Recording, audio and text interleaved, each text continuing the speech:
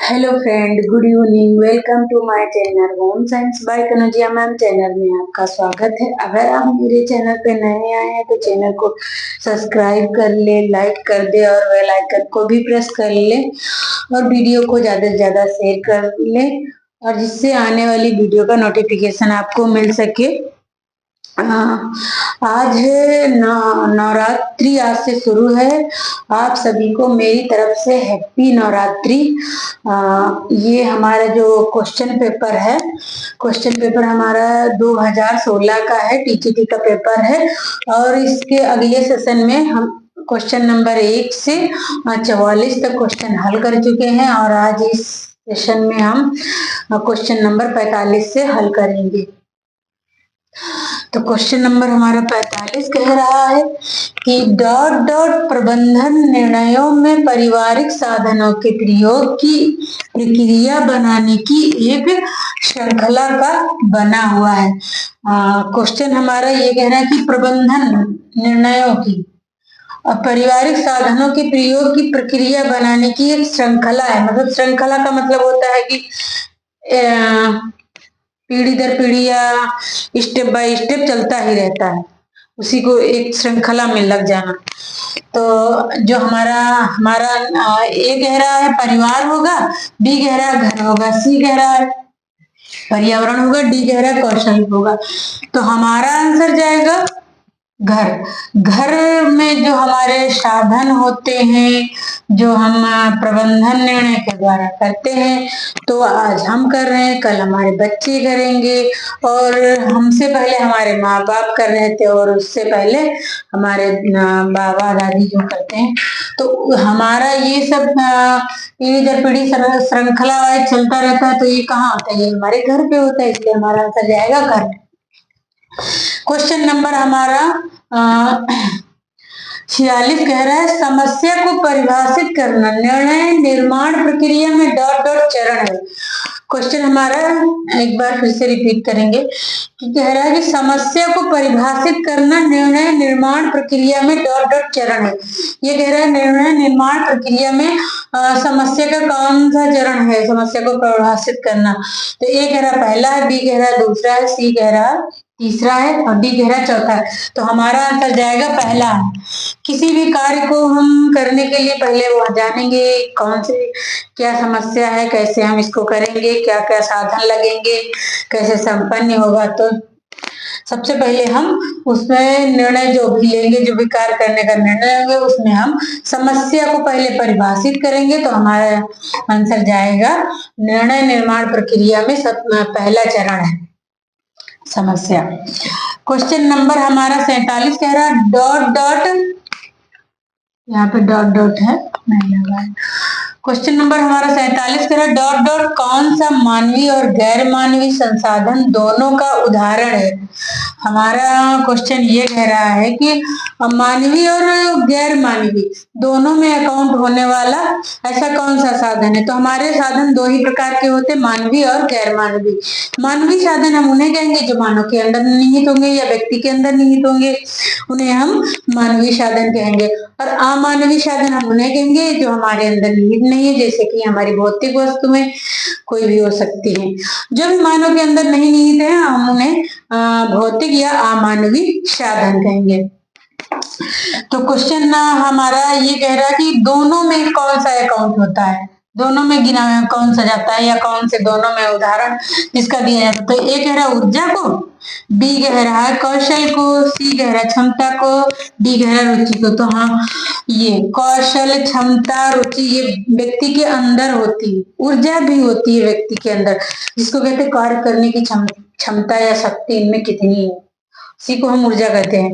और ऊर्जा हमारी भौतिक रूप में भी पाई जाती है, जैसे कि खाना पकाने में सूर्य ऊर्जा है, बहुत सारी ऊर्जा है।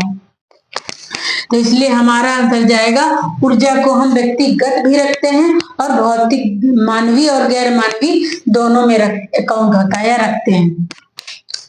क्वेश्चन नंबर हमारा 48 कह रहा है डॉट डॉट प्रबंधन का अर्थ है। डॉट डॉट प्रबंधन का अर्थ है प्रबंधन समस्याओं में विज्ञान का अनुप्रयोग है।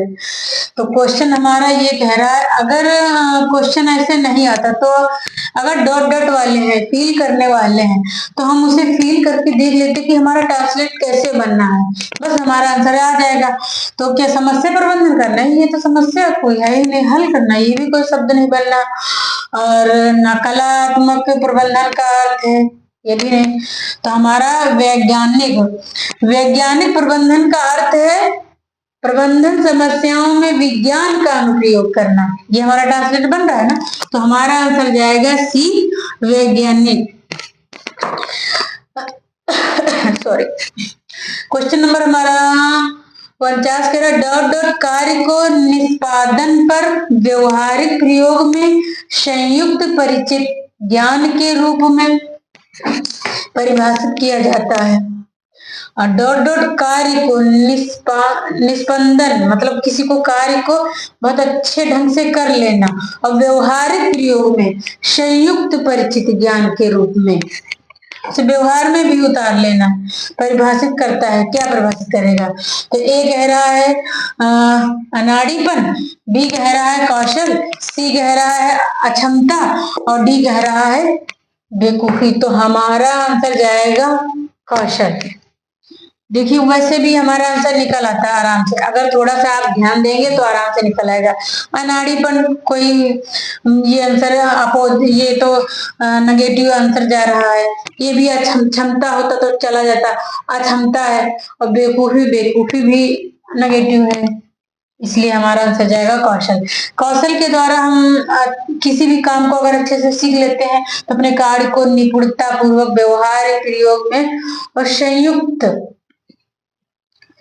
रूप से परिचय देते हुए ज्ञान को परिभाषित करेंगे, है ना, अगर कौशल में आप निपुण होंगे किसी काम में।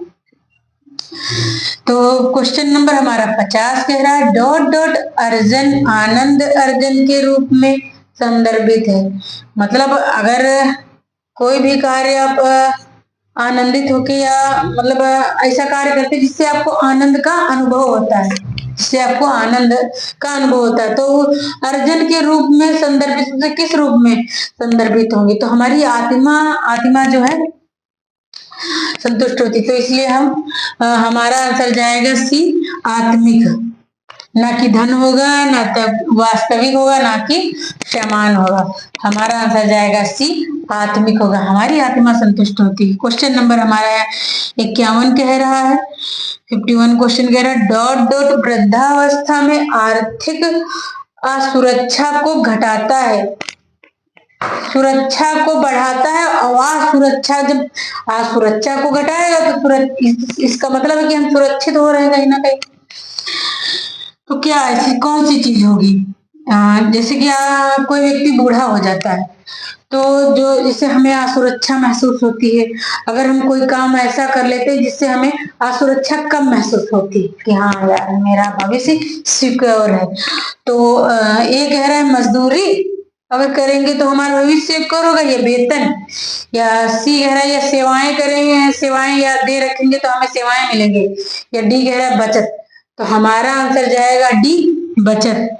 अगर हम अपने वर्तमान समय में जो बचत करके रखते भविष्य के लिए, वो भविष्य में जो हमारी सुरक्षा जो भावना हमारे अंदर उत्पन्न होती, तो हमें सुरक्षा की भावना उत्पन्न होती, हमारा भविष्य जो है सिक्योर है। अगर हमें कोई साथ नहीं देगा तब भी हमारे पास बचत रखा हुआ है, पैसा रखा हुआ है, जिससे हम अपना खर्चा या जो भी काम होते हैं हम उन्हें निपटा सकते हैं या कर सकते हैं।